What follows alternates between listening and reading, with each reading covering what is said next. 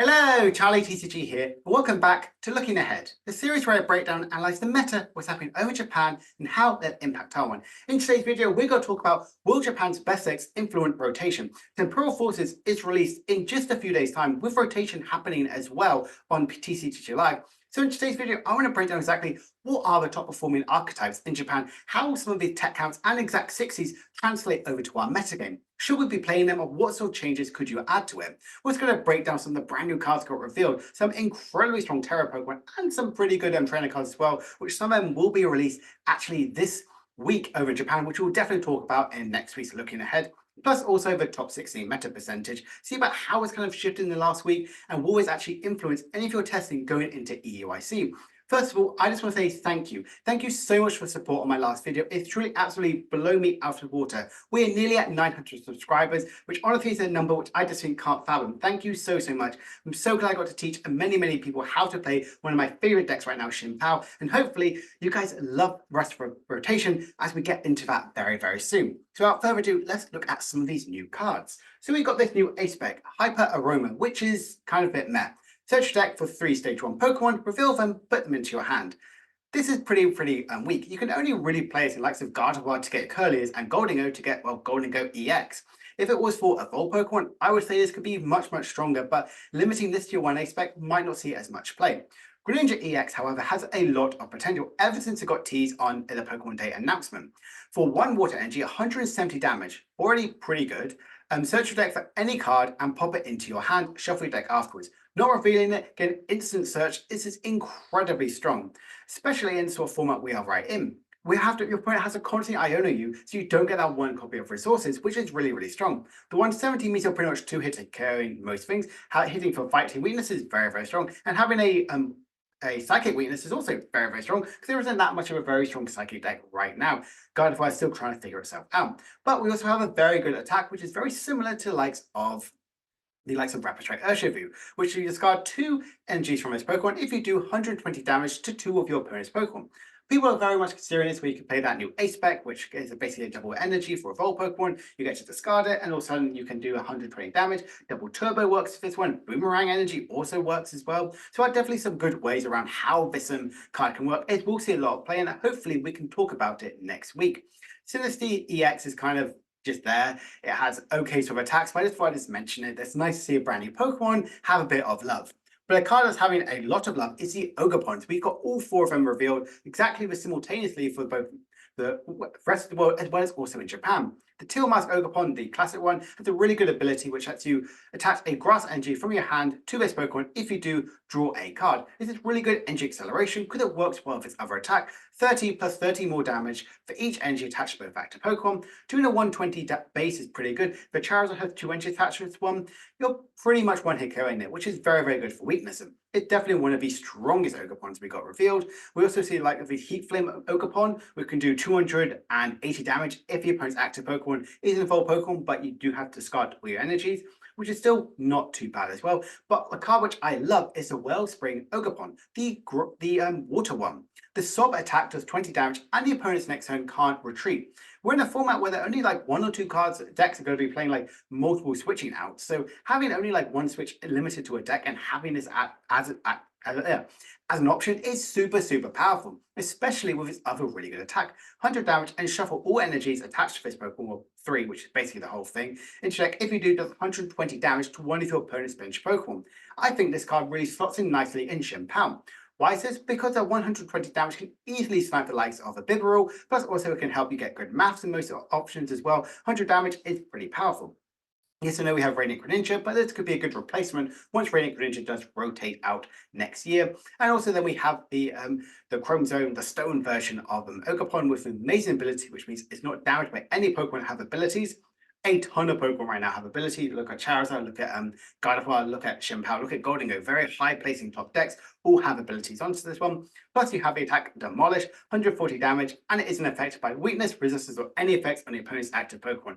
An amazing wall and has a wall breaking attack. This is good just on its own, or just generally just as a standalone sort of archetype, plus with the Ogopon style deck. So What exactly makes this deck so unique? Well, we have a item card, Ogre's Mask, which is to choose one of your Pokemon EX in your discard pile that has Ogre point in its name and switch it with a Pokemon EX with Ogre point in its name. So basically, you can constantly switch out your Ogre points, choose exactly which one you want to have. Say you have the Teal Mask in that one, you enter Acceleration one, then you can switch over to the Water one to do some sniping damage. Or you might want to have loads of Fire Engines on this one, then switch to the Fire one. Or if you need to know you want to have a Wall Swing, you can switch into the Stone one. It's a very, very powerful item card, which I absolutely love.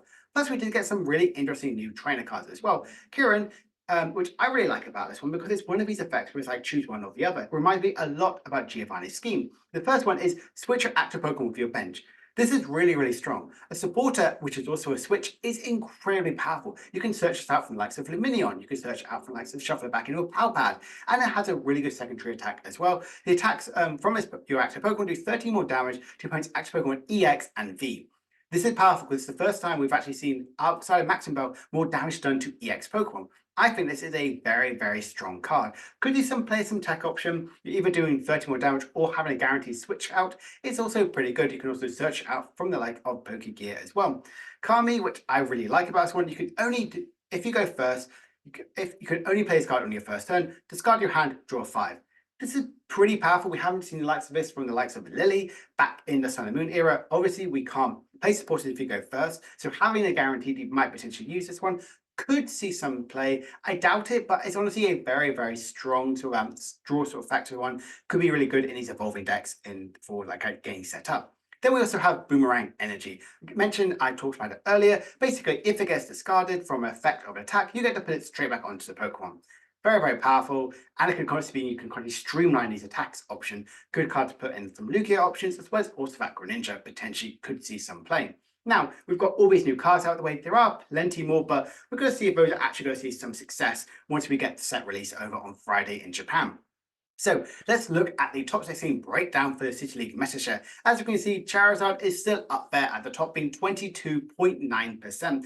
Very, very powerful. Definitely more favoring likes of the Pidgeot build. I think that is definitely the strongest build right now. People have really coming to terms that the Evo build was really strong at the start. Like you get that sort of strategy, but getting any one card you might want to have every single turn from Pidgeot is just a little bit stronger.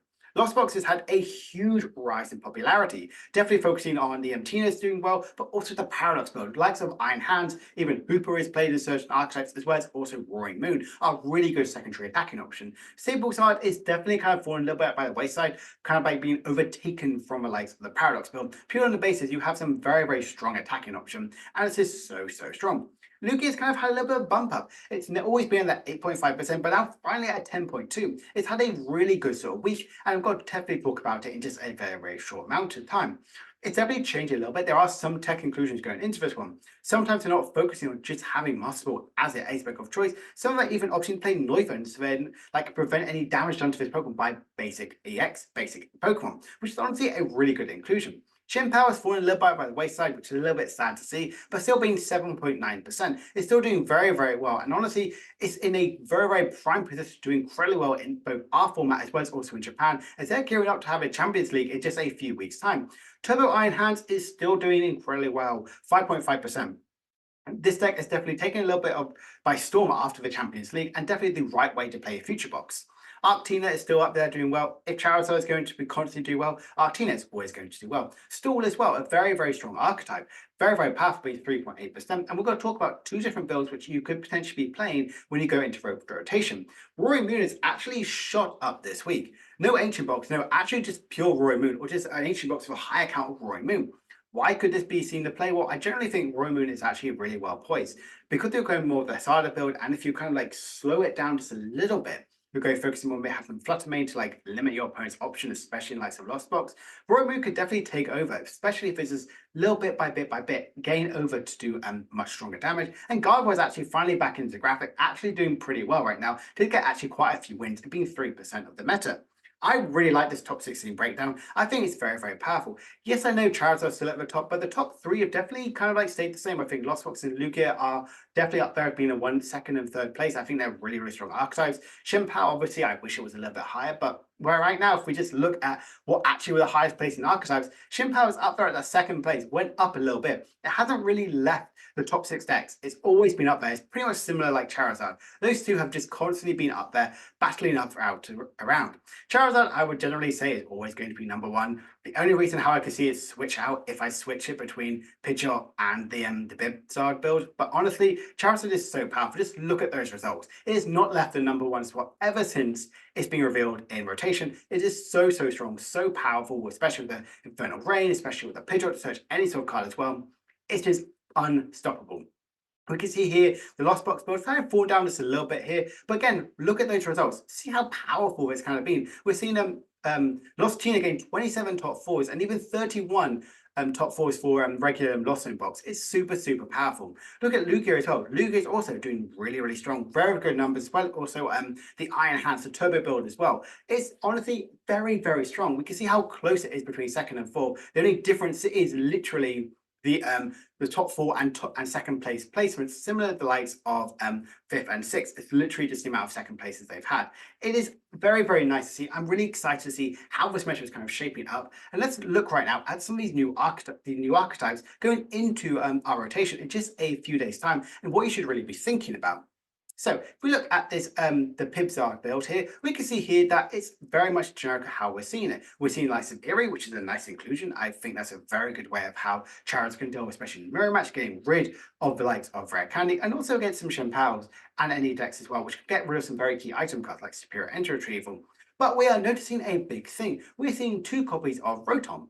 Now, we have seen this trend quite happen a lot. We've seen certain builds kind of go with one, but in Japan, people are definitely favoring 2 Rotoms. Why could this be the case? Well, it's really good to just draw into this one. Sometimes Lumineon can be a little bit of a liability. It can easily be KO'd from a Charizard, whereas Rotom, they need to have a bit of a damage booster, like a Vitality Belt or even likes of a Choice Belt to try and get a KO on Rotom. You can easily draw into this one. Rotom helps you in the early setup, especially if you go turn 1 and you kind of like to get all set up, you get to draw 3 cards, or even if you go second and you can't really get some things going, it's just like really good sort of draw factor. It's one to this one.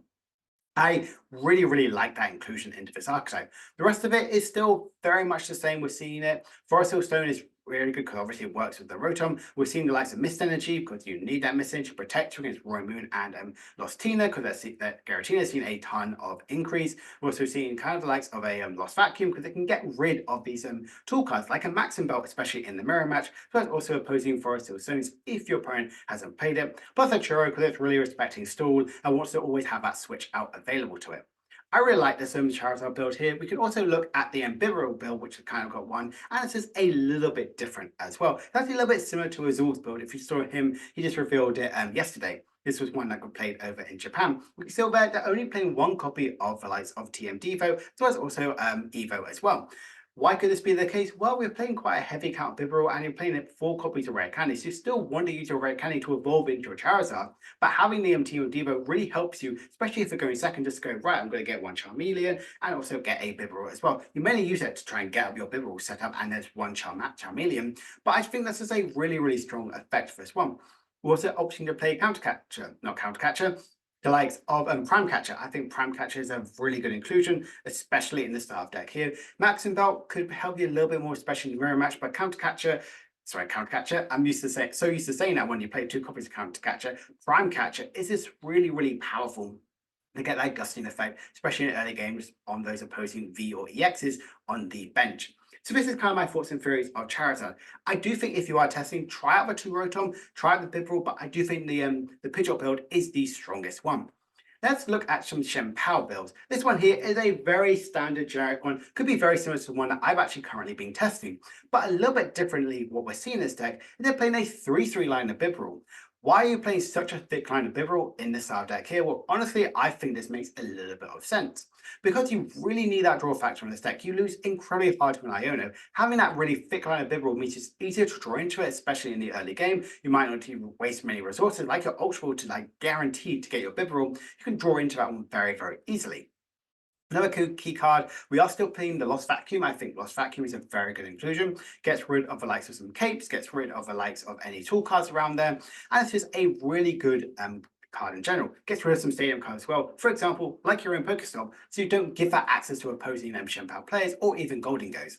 I really like this build. This is a very generic one. So this which I've been very similar to my testing. I'm trying out the Iron Bundle. I think Iron Bundle is really good for that gusting effect, especially if they're playing the likes of Vulpix, or even as a Mimikyu, or even likes of they have a single price Pokemon and a bench full of EXs. You can just use that one, gust out a second two prizes, so you can guarantee to keep up the price race and not fall behind.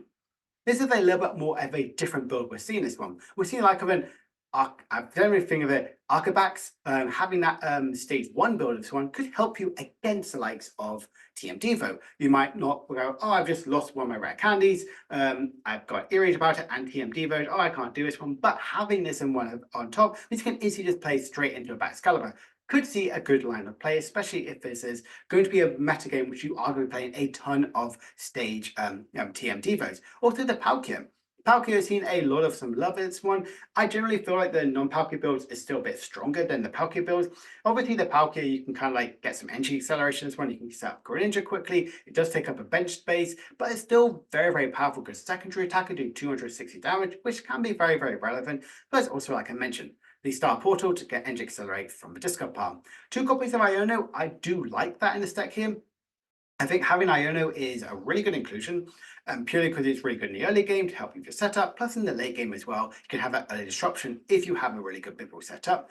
You may notice there's no Pokestop, and if you're playing a ton of item cards, you have to guarantee you have to draw into this from the likes of Bibbble and Greninja. So I generally feel like you still need Pokestop, but again, this list got second place, so it has had some light going into this one.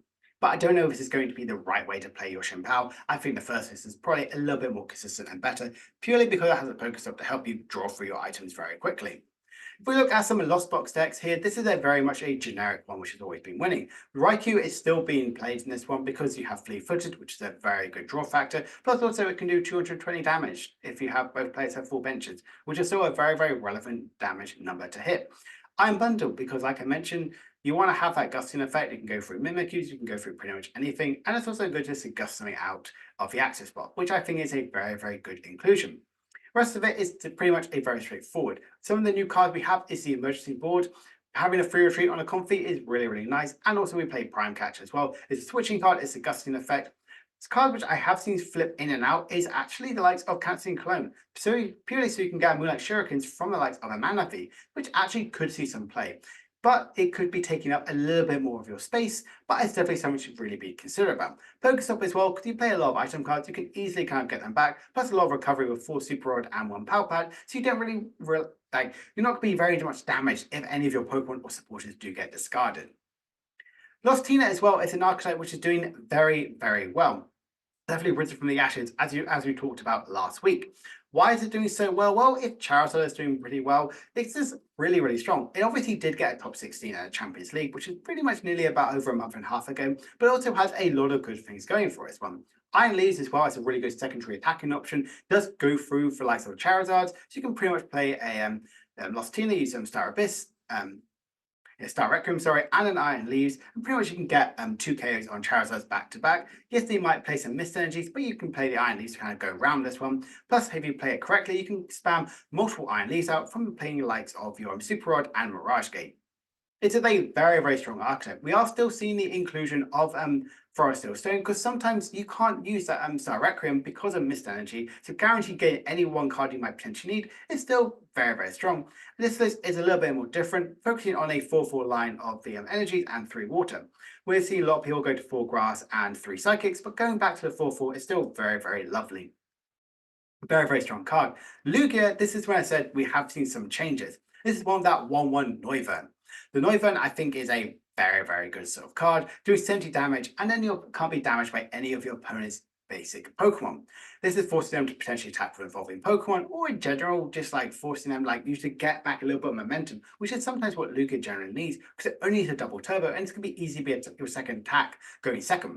The rest of it is still a bit more of a straightforward version of Lugia, but we are seeing that the evolving Pokemon, which lets you search your deck for evolving Pokemon, like I mentioned before, this can be used especially on the likes of your Noivern, especially if you're going second. and really stall out your opponent just for a few turns while you get your setup, because as Lugia is known, it is very deterrent for actually not being getting the setup you really require. Another version which we've seen which has a little bit of change is this Lugia build, which does play like a maximum belt. This can make sure your Minchinos don't actually need 5 range KO Charizard. It can actually have only just 3, which is actually 4, which is still very, very powerful. I really like this build of Lugia. I think Lugia's still trying to figure itself out. I think Great Ball is really good instead of Nest Ball. Nest Ball, yes, it gets your Lugias and Minchinos straight onto the bench, but Great Ball gets you search out for your Cinchinos as well as also your V-Star and Archeops. Clap Stadium to get rid of your aluminium, but also Arvin to kind of like guarantee search your deck for that tool card, as well as also the like of your Ultra Ball to get them discarding effect. I think Lugia is definitely in a prime position. I would say it's probably my top 4 archetype right now. It's a very, very strong deck right now, especially if you've been testing it, you understand it can be a little bit more bricky, but it is incredibly strong, especially once it gets that setup. Future Box, we're going to talk about some different builds about how Future Box is kind of evolving. This one here is playing the likes of Mew, and very much a lack of the Kabalion, the Iron Crown. Only do an additional 40 damage, maximum 60 damage if you have a Future Belt, means that only amp you very much, you're doing a maximum of 180 damage, which can be just a little bit low. But the reason why I like having Mew in this deck, because it means that Mew is a very good draw factor, because what the deck is definitely struggling with is draw factoring, but also a very good attack, especially with having just 3 inch attacks, and then using any of your opponent's active Pokemon. Yes, you can use Greninja's one. You can easily power up from a double turbo and then just an edge accelerate from the likes of a heavy baton. It's a very, very different build, which we kind of see. The Iron Bundle can force your opponent to bring out that single prize Pokemon to make it a 2-prizer from amp you very much. This is a very, very nice, very different feature box of where we're seeing. But this is kind of like where we're kind of seeing the deck evolve into, playing the likes of Iron Boulder. Iron Bolt is really good because of its secondary attack. It pretty much means it can one-hit kill Arceus. It's pretty much, and also in the mirror match, which is exactly why I'm really using it. It's a high HP, which can be very difficult for Iron Hands to kind of deal with, and it's a very good tech option. The Psychic Kenji means that you can attack with Miraidon, means that you can have a single prize Pokemon that can take 2 prizes, especially if you can do additional 100 damage from its attack, with having the likes of a Future Booster Energy Capsule, plus having 4 Iron Crowns on. I really like Future Box. I think it's a very, very strong position. We're seeing both lists are option to play Prime Catcher instead of the Reboot Pod, which is definitely a change of where we're seeing Future Box, kind of like going that total direction. I do think it's one of the strongest new decks right to play in the format. And Iron Hands are definitely upped in price a lot. I think it's now a $15 card, which, yeah, hopefully you bought it while you could, because, yeah, this deck could be definitely a big threat and definitely something you should be testing and keeping on your radar. Arctina.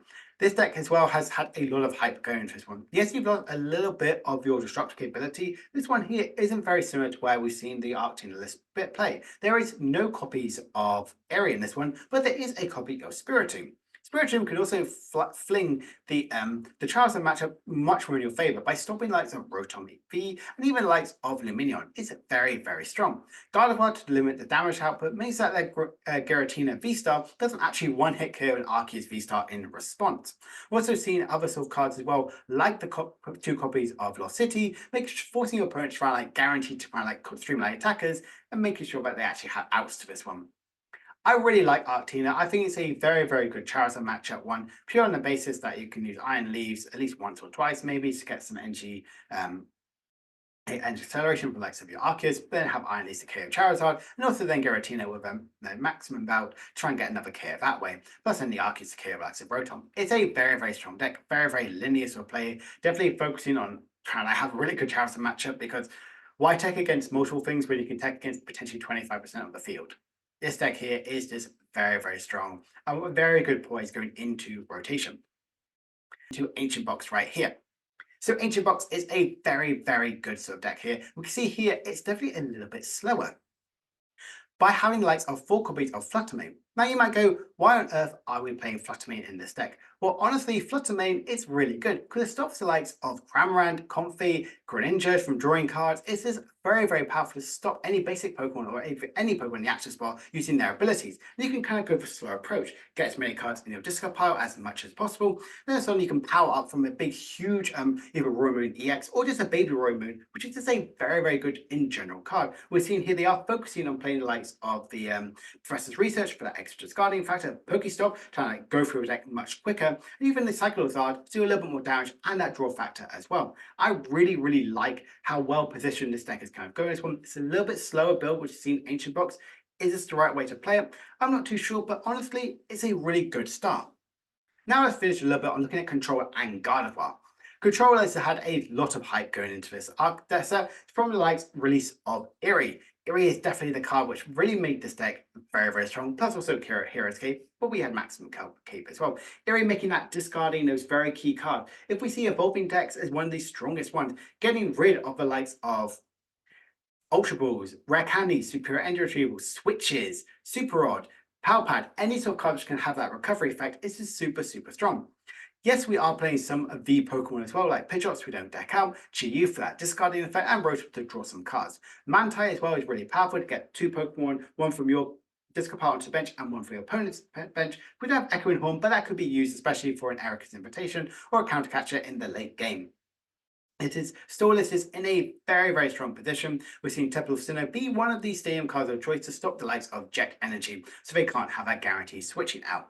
And then this one as well is playing the likes of the Pidgeot, which has had a lot of success as well. The idea is when you kind of burn through all their resources by having the likes of some Eries, having the likes of Penny, so you have some Penny Loop, some discarding effectors, and then in the late game you can use the likes of Luxray to do 180 damage, which can really help you in the likes of a Lugia matchup by getting some instant KOs that way, and Radiant Charizard as well. Yes, they may not be the best sort of starters as well, especially like Radiant Charizard, but you do have some Penny and Turos, so like pick them straight back up. But also, it's just very strong. Having a secondary attacking option after you've burned all the resources for your opponent's deck, having that additional win rate is just super super powerful. And then Pidgeot is guaranteed to get any card you might want to have. High counter Rotom, so you can draw into this one, but this is a top 8 sort of version as well. I think this deck is a very strong version. A little bit different to how we're seeing Control. Could this be the right way to play it? We did see the Pidgey Snorlax deck actually win the last regional, so is this something to be keeping on the radar and be testing with? And the final deck I want to talk about is Gardevoir. Gardevoir is doing very well right now, and rightly so. It still hits for huge amount of numbers. The likes of Drifloon as well as also Screamtail, they can still dish one hit KO potential from a single prize Pokemon attacking option. Plus, we have other really good techs as well. The Fluttermane to really slow down the likes of Lost Box X or any sort of Pokemon which have rely on abilities in the active, and also Weird It as well for that big instant one hit KO potential after you flood the board with a ton of energy. I really like the style of Gardevoir. I think it's just a little bit different to how we're seeing it. Gardevoir is still trying to figure out how it kind of wants to work. Is it still going to be a very viable option in the future? We're seeing that definitely focusing more on the Evo TM as well as only one Rare Candy, because you're going to be not really evolving into Gardevoir in the late game. The first few turns could be get a setup, get all your Curlies out there, then going into the Gardevoir and attacking with Drifloon and Screamtail in the late game. I really like Gardevoir. It's definitely kind of been up on the rise, and I wouldn't be surprised if you should be really testing against it, because at EUIC, don't be surprised if Gardevoir doesn't make a big showing. So to finish off this video, I just want to talk about will Zard actually always still be on top? We have seen it constantly being 20 to 30% week after week after week. It's still dominating most of the metagame. I think it's had nearly 1,000, it's had a ton of really strong placement. Is there a rise in Lostina? Is the rise of Lostina a good thing? We've seen Giratina actually perform incredibly well in the past few weeks. Definitely one of the strongest decks right now. But honestly, I think it could be very strong. If Charizard's doing well, Giratina is still going to be one of the strongest versions. And will the new set actually impact the metagame? We've seen likes of Terra Greninja. We've seen likes of the Blood Moon Ursaluna and some really cool item cards as well. Might actually make some changes to the metagame. Will it change anything? Will this Greninja deck actually be one of the strongest decks right now? So I hope you guys have enjoyed this video. If you have, please make sure to like and subscribe. Comment down below, what do you think is going to be one of the strongest decks going into the next format? I'm going to be back tomorrow with my top 5 rogue picks for Temporal Forces, and then on Friday with my top 5 competitive picks for Temporal Forces. I really hope you guys enjoyed this video. Thank you so much for supporting the channel, and I'll see you guys later. Bye for now.